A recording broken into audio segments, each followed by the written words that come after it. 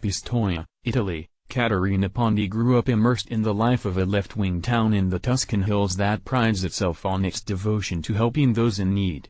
So she was flabbergasted this summer when her fellow citizens elected an anti-migrant mayor, the city's first right-wing leader since World War II. The community has turned against the asylum seekers who have been setting sail toward Italy in search of a better life. The new mayor is talking about barring the way to fresh arrivals. Pondi's old neighbors are campaigning against a proposed migrant reception center in their midst. And a priest who dared to shelter an undocumented Ghanaian man was slapped with a fine for failing to tip off authorities to his presence. Many in this city of 90,000 are in good company in Italy, where moods have soured as the country faces a seemingly limitless flow of people taking boats across the sea from Africa. Leaders are struggling to integrate the more than 500,000 migrants who have landed since 2014, even as new asylum seekers arrive almost daily. I've been shocked about the reaction of the town. I knew it wasn't exactly the center of the world, said Pondi, a 39-year-old film production manager. But here we really have had a fear of differences. Pistoia's former leaders, allies of the center-left party that rules Italy, thought they had the situation under control when the first migrants began showing up 3 years ago. But more people kept coming, and eventually some of them became fixtures in the city's 13th-century piazzas and its parks. In a community like this one, we noticed when we started seeing issues more typical of big cities, said Jacopo Vespignani, 43, a newly elected local councillor who always voted for left-wing politicians until he ran this year on a right-wing ticket. I'm not talking about anything illegal. But there are people standing in front of every cafe and bar, in front of the hospital, standing in parking lots. Before the crisis, we had 5 black people here, everyone knew them and people would help them go back to their countries 2 times a year, Vespignani said. Everyone knew what they were doing. Ever since the number went exponentially higher, something felt wrong. A far-right group chartered a boat to repel migrants on the Mediterranean.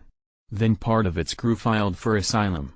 With thousands of new arrivals every month, more Italians are starting to rebel, and they are driving their leaders to pursue once unthinkable solutions to halt the flow. Those efforts include empowering the Libyan Coast Guard, an anarchic, often corrupt force, to return migrants to detention camps on Libyan soil where inmates face forced labor, torture and rape, imposing tough new rules on charity-run rescue ships, thus making their missions more difficult, and pursuing administrative action against Italians, such as the priest, who help under-the-radar migrants. Former center-left Prime Minister Matteo Renzi, who hopes to recapture office in elections due no later than spring 2018, embraced the shift when he endorsed an approach to migration once held mainly by Italy's far right.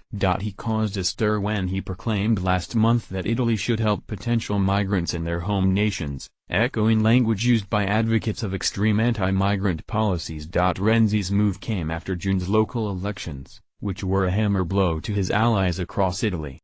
Anti-migrant politicians surged, while Renzi's left-wing partners lost power in areas that had voted for them for generations, including Pistoia. Migration is an issue that will last 20 years, Renzi told an Italian radio station this month. Inside the grand brick palazzo that has been home to Pistoia's city government since the 14th century, the new mayor, Alessandro Tomasi, is quickly toughening the approach to migration.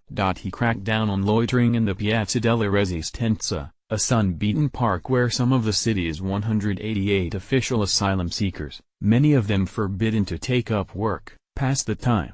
And he put the construction of the reception center on hold, saying that it did not have the proper permits. Italy's center-left leaders are paying for their top-down, elitist approach to migration, said Tomasi, 38, who before the election was a local councillor who worked at his family's bakery. The migrant-friendly leaders are detached from reality, Tomasi said.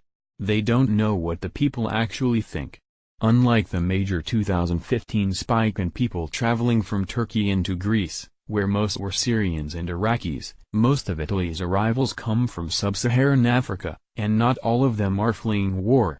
This year, top origin nations include Nigeria, Guinea, and Ivory Coast, along with Bangladesh. As of Friday, 96,930 migrants had arrived in Italy this year, down 3.9% compared with the same period last year.